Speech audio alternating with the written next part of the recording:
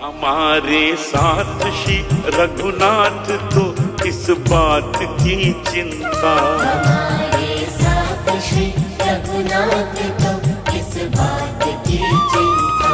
शरण में रख दिया जब माथ तो किस बात की चिंता। हरे कृष्णा, सभी को सादर प्रणाम। ओम अज्ञानातिमृन्दस्य अज्ञानाजनशलाकया चक्षुरुन्मीलितमेन तस्मै श्री गुरुवे नमः। नमो विष्णुपादाय कृष्णपृष्ठाय भूतले श्रीमते भक्ति वेदांत स्वामिनीति नामने। नमस्ते सरस्वते देवी गौरवाणी प्रचारिणे निर्विशेष शून्यवादी पाश्चादेश तारिणे। हे कृष्ण करुणा सिंधु दीन बंधु जगतपते गोपेश गोपिका कांता राधा कांता नमस्तुते। तप्त कांचन गौरांगी राधे वृंदावनेश्वरी विश्वानुसुते देवी प्रणमामि हरिप्रिये। हरे कृष्ण कृष्ण कृष्ण हरे हरे, हरे राम राम राम हरे हरे।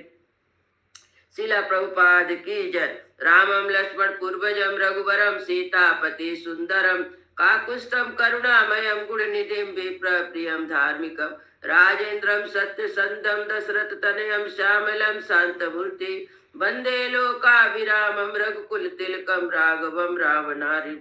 दक्षिणे लक्ष्मणो धन्वे वामतो जानकी सुभा पुरतो मारुति यस्य तं नमामि रघुत्तमम्। रामाय रामचंद्राय रामभद्राय वेदसे रघुनाथाय नाथाय सीताय पतये नमः। सियावर रामचंद्र की जय, पवन सुत हनुमान की जय, वाल्मीकि मुनि की जय, वाल्मीकि रामायण की जय। आज 39वां अध्याय का पाठ है। 38वां अध्याय में था कि राम जी बलकर धारण करते हैं और फिर धारण कर लेते सीता को, सीता जी भी और लक्ष्मण जी, तीनों लोग वनवास जो वन में जाने का ड्रेस था पहन लेते हैं और श्री राम जी को अपनी माता पर कृपा दृष्टि करने के लिए दशरथ से कहते हैं कि मेरी माता को आप देखिएगा। और उसके बाद दशरथ जी विलाप करने लगते हैं। उनके फिर दशरथ जी की आज्ञा से सुमंत राम को रथ में बैठाकर अयोध्या से पार ले जाते हैं। और इस बार जो कोषाध्यक्ष से जो थे तो उनको सीता के लिए बहुमूल्य आभूषण देने के लिए दशरथ जी कहते हैं और कौशल्या का सीता जी को उपदेश देते हैं कि अपने पति के सेवा के लिए उपदेश देती हैं। और इसके बाद आगे की कथा देखते हैं। एकोन चत्वारि सर्गा। रामस्तु बचा सुत्वा मुनि वेश धरम चतम समीक्षसा भार्या भी राजा विगत चेतना। श्री राम की बात सुनकर उन्हें मुनि वेश धारण किए देख स्त्रियों सहित राजा दशरथ शोक से अचेत हो गए। नयनम दुखेन संतप्ता प्रत्यक्ष एचत राघवम नाचायेनम अभिसंपृच्छा प्रतिभाभासता दुर्मना। दुख से संतप्त होने के कारण वे श्री राम की ओर भर आंख देख भी ना सके और देखकर भी मन में दुख होने के कारण उन्हें कुछ उत्तर ना दे सके। ना मुहूर्तम इवाम संगो दुःखतश्चा महीपतेः विलपलाप महाबाहु रामम एवानुचिंतयन्। 2 घड़ी तक अचेत सा रहने के बाद जब उन्हें होश हुआ तब वे महाबाहु नरेश श्री राम का ही चिंतन करते हुए दुखी होकर विलाप करने लगे। मन्ये खलु मया पूर्वं विवस्सा बहवा कृताः प्राणिनो हिंसिता वापे तन्मामि इदम उपस्थितम।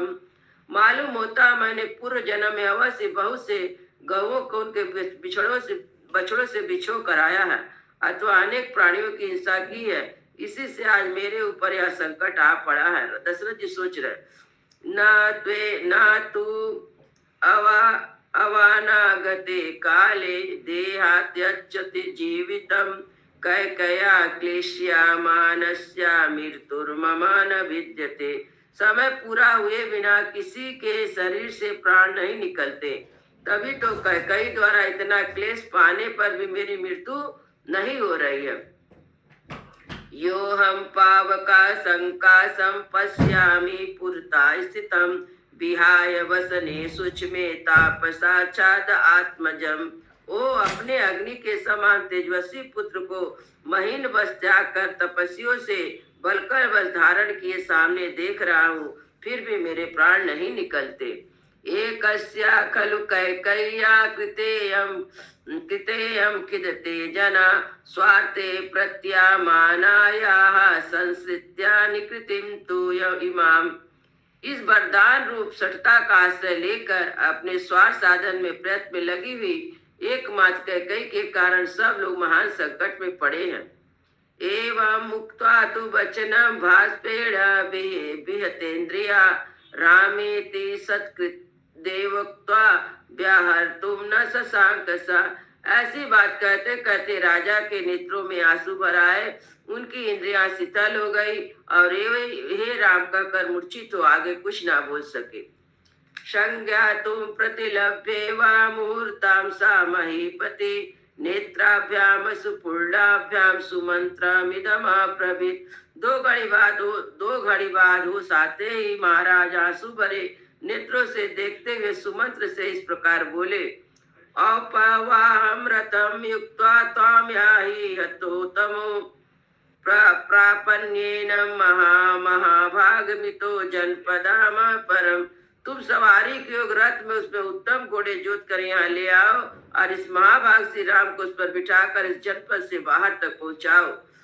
एवं मन्ये गुणावता गुणानां फलम् उच्यते प्रीत्या मात्रं च यत् साधु वीरो निर्वसते वनम्। अपने श्रेष्ठ पुत्र को स्वयं माता पिता की जब घर से निकाल कर वन में भेज रहे हैं तब मालूम होता है कि शास्त्र में गुणवान पुरुषों के गुणों का यही बताया जाता है, गुणों का फल यही बताया जाता है। रागो वचनम मायाज्ञा सुमंत्रा शीघ्र विक्रमा योजयित्वा यही तत्र रथम अश्वमे अलंकृतम। राजा की आज्ञा सिरधार करके शीघ्रगामी सुमंत्र गए और उत्तम घोड़ों से सुशोभित रथ जोत कर ले आए। तम रथम राजपुत्राया सूता कनकभूषितम आचाचवि अंजलि कृत्वा युक्तम परमावाजिभी। फिर सूत पुत्र सुमंत्र हाथ जोड़कर महाराज राजकुमार श्री राम के लिए उत्तम घोड़ों से जुटा हुआ सुवर्ण भूषित रथ तैयार है। राजा सत्रम आहु व्यापृतम वित्त संचय वाचा देश कालयुगा निश्चितम सर्वता शुचि। तब देश काल का समझने वाला सब ओर से शुद्ध राजा दशरथ तुरंत ही धन संग्रह के व्यापार में युक्त कोषाध्यक्ष को बुलाकर निश्चित बात कही।